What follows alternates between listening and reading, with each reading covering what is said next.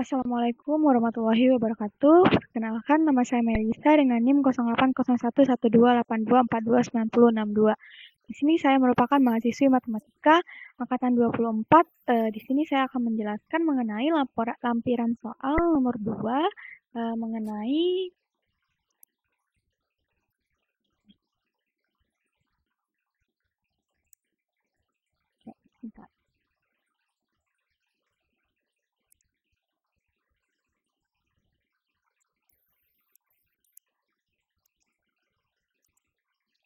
ini.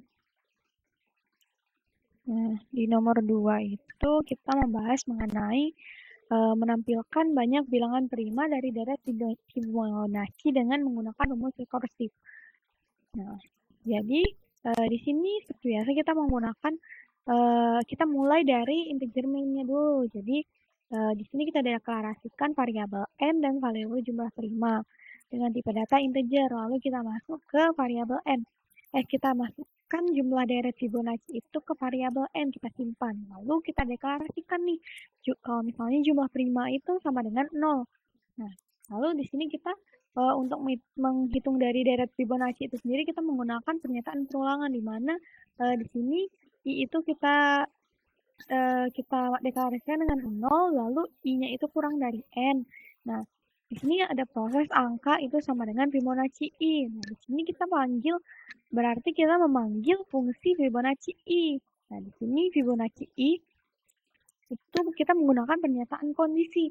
Jika N-nya itu kurang dari 1, maka dia akan di-return ke N. Nah, kalau misalnya dia belum kurang dari 1 sama dengan 1, maka dia akan ke return Fibonacci N-1 ditambah Fibonacci N-2. Nah, sampai ini akan terus berulang sampai N-nya itu kurang dari sama dengan 1, baru dia akan di-return ke N. Nah, lalu ke sini lagi, maka si out angka Fibonacci-nya tadi. Nah, di sini kita menggunakan pernyataan kondisi jika bilangan prima, kita panggil nih Pak, fungsi bilangan prima dengan parameter angka. Nah, di sini bilangan prima dengan parameternya tadi X. Nah, jika X-nya itu kurang dari sama dengan 1, maka dia akan return ke false. Nah, kalau belum, maka dia akan ke pernyataan perulangan di mana integer I sama dengan 1, I itu dikali dengan I kurang dari sama dengan X. Nah, jika X-nya itu dimoduluskan dengan I sama dengan 0, maka return ke false. Kalau enggak, maka return ke false. Nah, ini akan berulang terus dia sampai terus return ke sini sampai dia tidak memenuhi lagi, baru dia return ke true, baru dia bakal ke sini return ke false. Sebenarnya itu nggak terlalu ngaruh karena ini bakal kalau misalnya dia itu bilangan prima atau bukan, maka dia langsung akan keluar gitu sinyal. Nah, di sini jumlah primanya itu akan plus jadi nambah terus jumlah primanya. Nah, untuk running programnya sendiri dia itu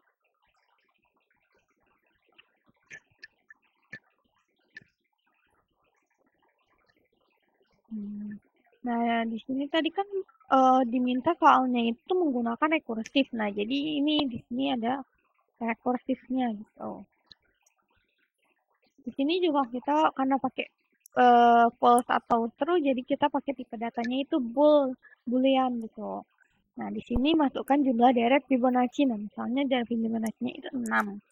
Nih, 1, 2, 3, 4, 5, 6. Nah, jumlah deret dari bilangan prima dari deret Fibonacci itu ada 3. Jadi 2, 5, 1 kan. Gitu. 5, 1. Ini 1, 1, 2, 3, 1, 3, 5. Nah, itu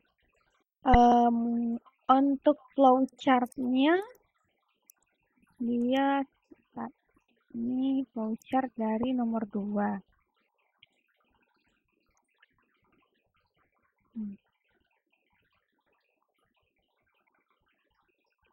Ini 1. Oke. Nah, ini nomor 2.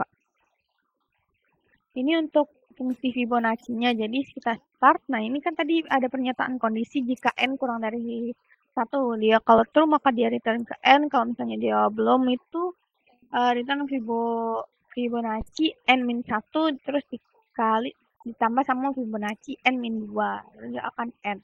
Ini flowchart bilangan prima dan ini flowchart dari fungsi mainnya itu. Fungsi main atau fungsi utama. Jadi dia start, masukkan n dan jumlah prima, deklarasikan bahwa jumlah prima itu sama dengan 0, masuk ke pernyataan kondisi, di sini angka Fibonacci. Kita panggil fungsi Fibonacci i, lalu akan keluar outputnya, dan di sini kita panggil lagi fungsi bilangan prima, lalu dia akan selesai. Baik, mungkin itu saja yang dapat saya sampaikan. Lebih dan kurang saya mohon maaf. Saya akhiri. Wassalamualaikum warahmatullahi wabarakatuh.